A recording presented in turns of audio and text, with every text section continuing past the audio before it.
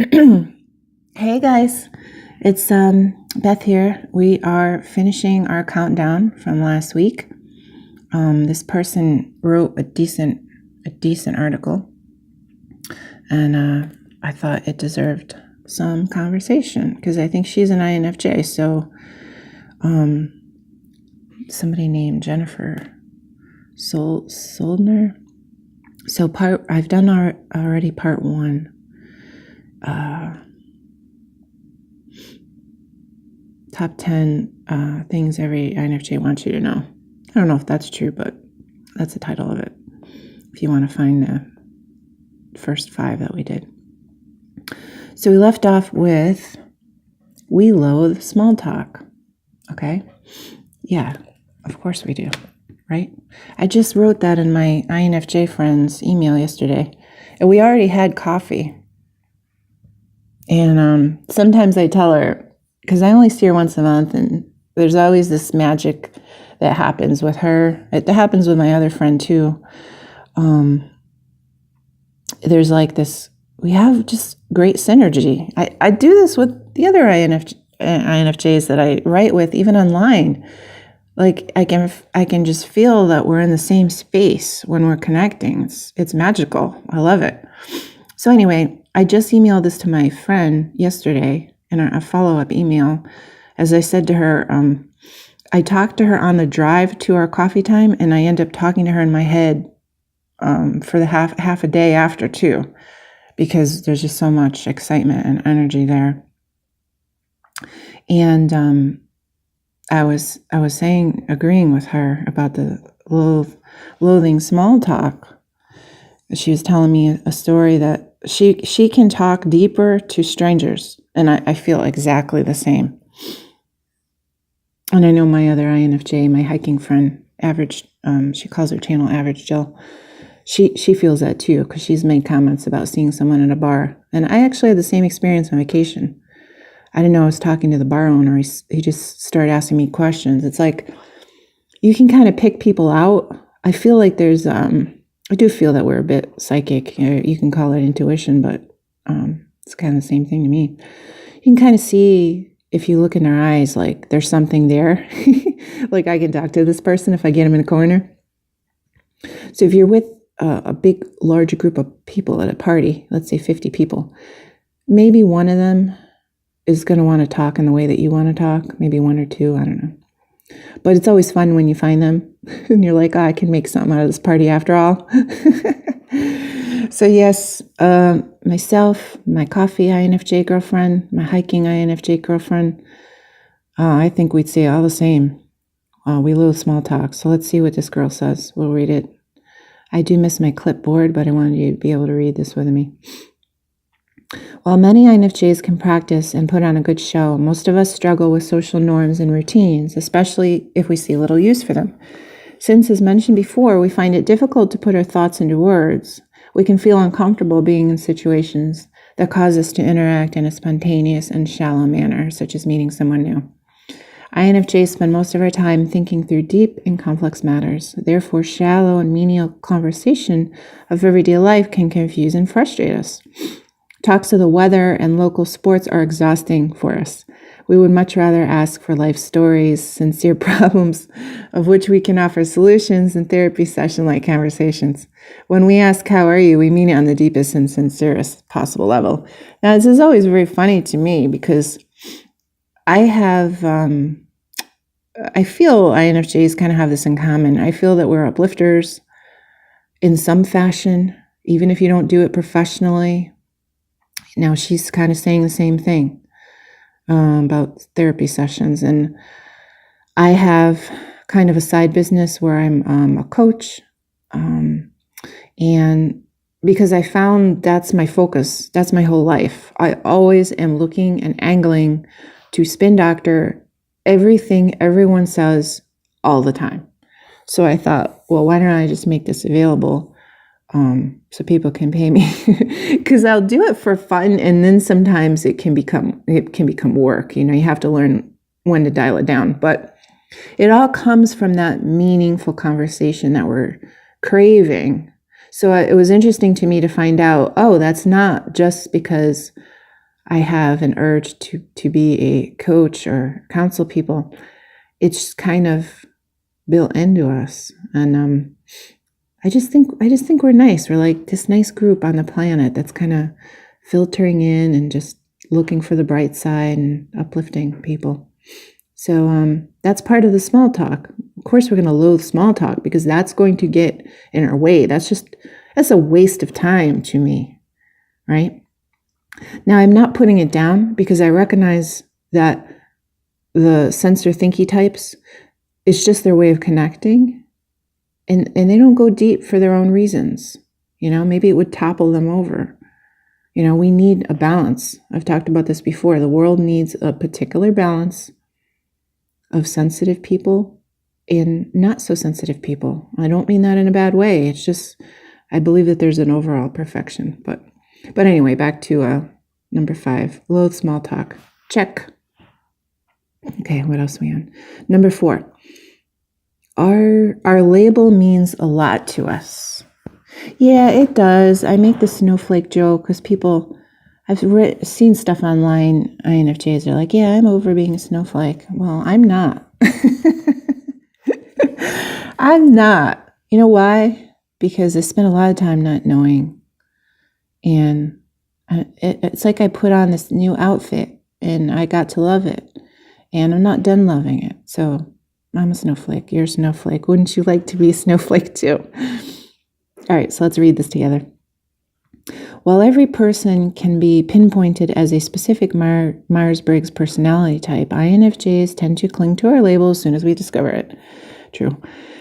As we are the rarest personality type, making up an approximate 2% of the population, we spend most of our lives feeling lost and misunderstood. True. Once we learn that we are not alone and that there is an explanation as to why we have always felt different, we feel overjoyed and almost quote-unquote normal. Even if the description of an INFJ does not fit us 100%, it still usually offers us a lot of information for which we have spent the majority of our lives searching. Those 4 little letters can be life-changing to an INFJ. True for me, true for me, true for me. I was so overjoyed and relaxed to know this is not, some of these things where people have pinpointed why I'm different. Beth, you think too much. Beth, you're never going to get a boyfriend. Beth, you're upsetting your bosses. And then this joke. Now, my husband really did say this, and he didn't say it mean. And I think it's hysterical because I know him. But one time he said to me, it's so funny. He goes, "This is why people don't like you." And I don't mind that. I don't mind that because I can feel that I'm different. I put regular sensor thinky types in positions where I make them examine things they don't want to examine. Now, I don't intrude, but if they're overlapping in my world, I will speak my mind. Okay? So I'm not trying to get them to change. I'm just speaking my truth. If they overlap and they're becoming a problem for me, I will speak up. And I don't think there's anything wrong with that. When I ask someone to examine something they've said or look at it from other viewpoints, that's our magic. That's our magic. That's why I do a playlist. Empathy for Empaths is the playlist, because there are a lot of people out there that identify with an empath type that I think are INFJs, but maybe they never heard of Carl Jung or Myers-Briggs or personality types. So that's kind of my way of bringing them into the fold, because they'll get some of the things that I'm trying to teach them about just, relaxing and using your creative energies and understanding others and allowing them and so forth. But back to the label. Yes.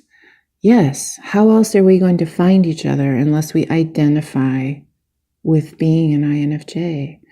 It was so meaningful to me. I'm not going to get over that for, I don't know how long. I only found out a year ago. And it's helped me so much. That's why I make these videos, because I teach you everything that I've learned, in case you don't know it. Yep. Yeah, my label means a lot to me. Call me what you want. I don't care. I'm proud of it. Number 3, we are very open-minded. Yep, I look forward to reading this. I'm reading this for the first time with you. INFJs have an amazing ability to think abstractly. In our minds, it is easy to see gray areas and blurred lines. Of course. While we tend to have strong principles and passions, an INFJ can usually see another person's point of view on any situation. Yeah. Whenever there is a difference of opinion, an INFJ is very driven to ask questions and seek information about the opposing side in order to understand the different perspective. This part of our personality leads to deep compassion and always giving others the benefit of the doubt. True. True for me. Actually, she kind of tap danced around it. I would say it's literally all true for me. All of that. And compassion, this is the empathy that I'm speaking of. Because yes, we can, as I say, put ourselves behind everyone's eyeballs. That's how I describe it. Because I feel like I'm actually doing that, like hopping over to their perspective. I don't feel I even see gray or blurred lines. I see everything. There's like the thing, and then there's a giant circle around the thing. I see everything exponentially all at once. At first, I remember growing into that ability to just see everything simultaneously. Now, because of my metaphysical background, I actually believe I'm seeing all the potentials and all the timelines, because the way I understand the nature of reality, you can create anything in any moment. So yeah, it's pretty cool to wrap your head around the possibilities. And a person, if they don't kind of wrangle that, it can get a little overwhelming. I remember my mind actually changing to where I could see everything at once. It's very interesting to me. I think we're highly spiritual in that way. Yep. True. Very open-minded. That's why I have wonderful conversations with my INFJ friends. I just said that with my hiking friend yesterday. I could say anything to you. I could tell you, you could tell me aliens came to visit you in your bedroom, and I would be like, cool, which ones? I don't know if that might be a Beth thing, but I do think we're all, as a whole, we're pretty open-minded, because all my INFJs have little secrets, little secret experiences like that, esoteric things. Number 2, we are warm-hearted. INFJs can outwardly appear cold because we tend to be very private and enjoy only opening up to our closest companions. Others can see us as cold and detached. Yeah, I don't care though. Get to know me, I'm wonderful. This is the furthest from the truth. Yes, she agrees. INFJs are in fact extremely warm-hearted and open to everyone around us, but because we are socially inept, we can struggle with making others aware of this. Our compassion knows no limits, and we are most selfless people. We hope that everyone can open up to us and know that we are there for them. However, we will probably not open up much to them by no fault of their own. The amount that I'll open up to you is the amount that I trust you, period. That's it. And I don't even mean that in a judgmental way. Just my sensors are out, and I'm like sensing if this new person is going to hurt me in any way. And then if I come back, all the data checks out and comes back, I just give them everything. I really do. And I feel that the INFJs are like the least judgmental friends that I have. Seriously. Second only to I have an INFP friend who, by the way, she's not what I would call an active friend. And no, I did not quote unquote back, what do they call that? Door slam her. I have a video on that too, because that's a stereotype that they say we do. I don't have that. But I will retreat. But the door is always open. Like if you do hurt me and cross the line, because I have healthy boundaries. But I'm only like that if you hurt me. I'm pretty much give you whatever's inside of me. Yep. Okay. Number 1. Our intuition is real. Yeah, totally. I think it's psychic. So let's read and see how she puts it. INFJs are known for being the most intuitive personality type. We just know a lot of information that we can never fully explain. Many sensing types and a few intuitive types cannot fully grasp our level of intuition and easily discredit our knowledge. Without any explanation as to why, we can feel the feelings of everyone around us as deeply as though they were our own. Yeah, absolutely. In my experience, the most misunderstood part of an INFJ is how we feel everything those around us feel. We do not sympathize. We do not empathize. We literally feel exactly what you feel. Even if you're trying to hide it or don't express your feelings, somehow we still know. And that's a quote from A Look Inside of Our Mind.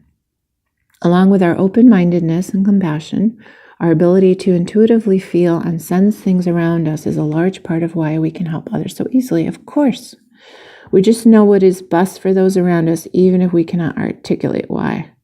Well, I work very hard to articulate it. If you know an INFJ or want to be closer to an INFJ, believing in our intuition is the best thing you can do because it is the biggest part of who we are. Yeah, for me, that's definitely true. Now, when I took my INFJ test, it gave me percentages, and the intuition was 75%. So that seems significant to me. This is also why my husband said, "This is why people don't like you." Because if I have evaluated and summarized, I'm probably not going to back down. Like if I'm making a declaration, I just feel that I know it. And yes, it is frustrating because I'm probably going to try to prove it with analogies and they're not going to be able to follow me. Right? And that's all that complex, internal, subconscious processes that they say that we have.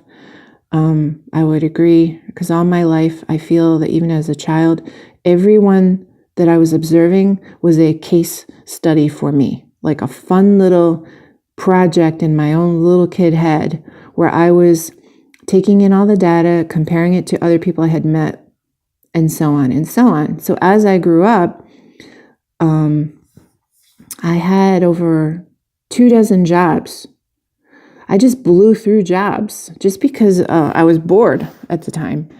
But during that time, I feel that I met all the types that are around.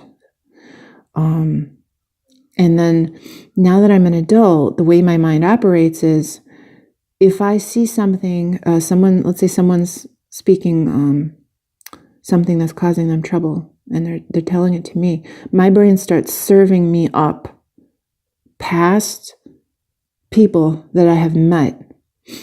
It'll say, what this person is describing, that's just like that time you met so-and-so and they were exhibiting that behavior. My brain is like feeding it to me. It's more than my brain. I believe it's my higher self and stuff like that. That's more, I don't put that onto my INFJ videos because I don't want to confuse or burden my INFJ friends, but that's a big part of who I am, is understanding my dimensionality. So anyway, that's part of my INFJ powers of healing. You tell me, somebody else tells me a story, my brain feeds me all the people I've met like that, but it serves it to me in a way of knowing. It's not suggesting. It's not saying, hey, it might be like that. It's saying, this is how it is for that person. Beth, remember you met that guy, that your coworker. That's the kind of person this person is talking about. It serves it to me 100%. Now, the only question after that is, does this person have the ability to understand it as I do. And then that's what I felt my job is as a counselor was and a coach was mixing up the info that I was served by my inner processes, my intuition, mixing it up and serving it in such a way that that other person can digest, you see. And I bet you guys can relate, because I think I remember speaking to one of my INFJ online friends about this, Martin. And if you're listening, I think you mentioned this. And that's like the beauty. That's the beauty of connecting with other humans. My other friend Jody, we made that joke too, because I just met her online and we did our INFJ thing, and she calls them humans too. And it really is amusing to me. Like we don't even identify with humans. We're talking about the humans. So our magic is getting the information, and then I call it spin doctoring. You spin it, and then you have to serve it, because you're also reading that person. Now, I do say it's empathy. When I jump into them, I am feeling it as they do. I'll get tears behind my eyes. I feel that I feel what they're describing, because my metaphysics background tells me there is no time. So I actually believe I'm jumping in to that moment and feeling the pain that person's feeling. And I believe that I do this on purpose as a soul, because I want to help them. Really, I feel that we're special in that way. We're loving. We're lights, and that's also why I make these videos, because I feel like I'm getting the lights together so we can shine as brightly as possible. Plus, it's fun because I lived so long without you. I lived so long looking for my people. And then once in a while I would meet someone, and it was probably another feeling type. I was in the restaurant industry. I met a lot of people, and I would have those meaningful moments with those feeling types. And it just, it felt meaningful. It really satisfied me. Yeah. And as far as intuition, now, the people that, I'm going to finish this up in a minute. I want to get this part out. The people that study us, the thinker-sensor people, they think that we're just pulling information from our subconscious. I don't think that. And this is because of my metaphysical background. I can feel the oneness, how do I put it? The connection. I can feel all of us connected, because I have had moments of, I guess they're psychic, like I'm not supposed to know stuff that I know. It did not come from my data bank. I shouldn't know names. I shouldn't know ages of things that happen to people. When they're talking about the event and I know their age and then they say their age after, there's no reason I'm supposed to know that. So even the people that study our type, I don't, unless you're in it, I don't think you are appreciating how deep it goes. And for me, the intuitive feeling types, I believe that our connection to others is deeper. And it is connected to that oneness. Like we don't have the boundaries that the sensor thinky people have. All right. That's why they don't have that empathy. I'm married to one, I know. We took the test together, the personality test, and we were both laughing, because every time we hit an empathy question, it was like, well, we both know the answer to this. Because he really doesn't think outside of himself. And that's fine. I love the beauty of our relationship. I think that we each lend the opposite energy to each other. And I will do videos about that. And I'll link in my title, the type, in case you're married to one. Because I think some of you are. Are you hooked up with one? like they're, some other kind of creature. All right. So that's that. Hope you enjoyed my ramblings. What are we going to do next? I have some very meaningful conversation I'd like to have. I'm going to put it in my energy playlist, Energetically Speaking, because I had a friendship break down. Now in my mind, it's temporary. And I'm going to tell you why that happened. But the focus is going to be people that see themselves as victims and people that don't. And you might get something out of it. That's how I see the world. And it can affect some of your relationships. I don't know if I'll tell a story that will resonate or not. But that'll be the focus. It's a friendship that broke down, but it's not a door slam. It's just temporary, in my opinion. I don't know if it'll last longer than this lifetime or what, and then I will be doing videos. I'll put them on my INFJ playlist about my husband, because he's almost opposite me. I've learned a lot from that. All right, that's enough for today. You guys have a lovely day, and I will talk to you soon. Okay, bye.